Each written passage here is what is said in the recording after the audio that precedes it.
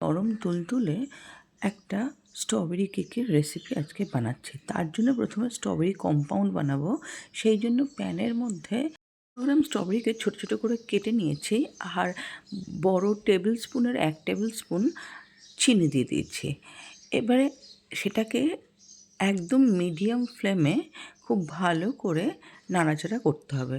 খানিকক্ষণের জন্য নাড়াচাড়া করলে পরেই এটা চিনিগুলো গলতে থাকবে আর স্ট্রবেরি থেকে নিজস্ব জল ছাড়তে থাকবে, আর তারপরে আস্তে আস্তে একেবারে স্ম্যাশ করে নিলে পরেই তৈরি হয়ে যাবে স্ট্রবেরি কম্পাউন্ড।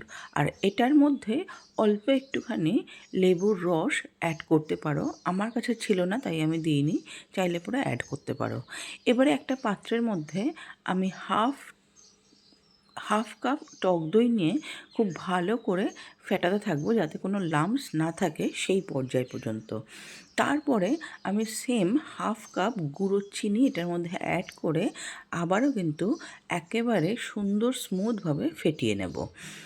এরপরে আমি 1/4 কাপ আমি সাদা তেল এর মধ্যে অ্যাড করেছি। তোমরা চাইলে এটা বাটারও দিতে পারো, আমি সাদা তেল ইউজ করলাম। এবারে এটাকে দিয়ে স্মুথ ব্যাটার তৈরি করে নিতে হবে যতক্ষণ না সব কিছু ভালো করে মিশে যাচ্ছে ততক্ষণ পর্যন্ত। ওয়েট ইনগ্রেডিয়েন্টস কিন্তু একেবারে মেশানো হয়ে গেছে। এবারে কিন্তু ড্রাই ইনগ্রেডিয়েন্টসের পালা। আমি এখানে 1 কাপ আটা দিয়ে করব।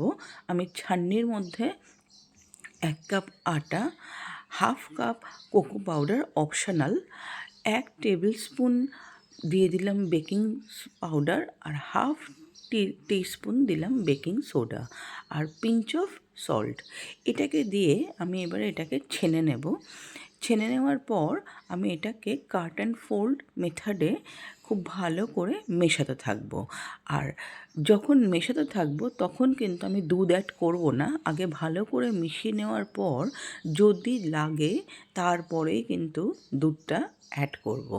দেখো মোটামুটি মিশে এসছে, আর ডোটা কিন্তু ব্যাটারটা খুব ঘন হয়েছে। এবারে আমি অল্প অল্প পরিমাণে দুধ অ্যাড করব। এখানে প্রায় হাফ কাপেরও কম দুধ লেগেছে টোটাল ব্যাটারটাকে রেডি করতে। তো আমি ব্যাটারটা পুরোপুরি রেডি হয়ে গেছে, ব্যাটারটার থিকনেসটা এইরকম হয়েছে। এবারে আমি যেই পাত্রের মধ্যে করব সেই পাত্রটাকে গ্রিস করে নেব। আমি সাদা তেলটাকে দিয়ে খুব সুন্দর করে চারদিক লাগিয়ে নিয়েছিলাম। তারপরে আটাটাকে দিয়ে আমি আবারও চারদিকে ডাস্টিং করে নেব।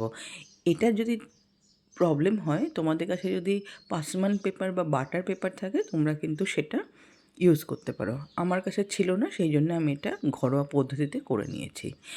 এটা দেওয়ার পরে এবারে এর মধ্যে আমি প্রথমে কিছুটা ব্যাটার যে রেডি করেছিলাম সেটাকে দিয়ে দেব, দিয়ে একেবারে স্প্রেড আউট করে নেব। স্প্রেড আউট করে নেওয়ার পর আমি এর ওপর থেকে যে স্ট্রবেরি কম্পাউন্ডটা বানিয়েছিলাম সেই স্ট্রবেরি কম্পাউন্ডটা দিয়ে দেব। চাইলে তোমরা একেবারে ব্যাটারের মধ্যেও দিতে পারো, আবার চাইলে এইভাবেও দিতে পারো। স্ট্রবেরি কম্পাউন্ডটা দেওয়ার পর তার ওপর থেকে আবারও আমি খানিকটা ব্যাটার দিয়ে তারপরে প্রিহিটেড কুকারের মধ্যে বা কড়াইতে, আমি কড়াইতেই করেছিলাম, প্রিহিটেড কড়াইতে আমি 40 থেকে 45 মিনিট রেখে দিয়েছিলাম। রেখে দেওয়ার পর তারপরে আমি এটাকে ঠান্ডা করে সার্ভ করেছি।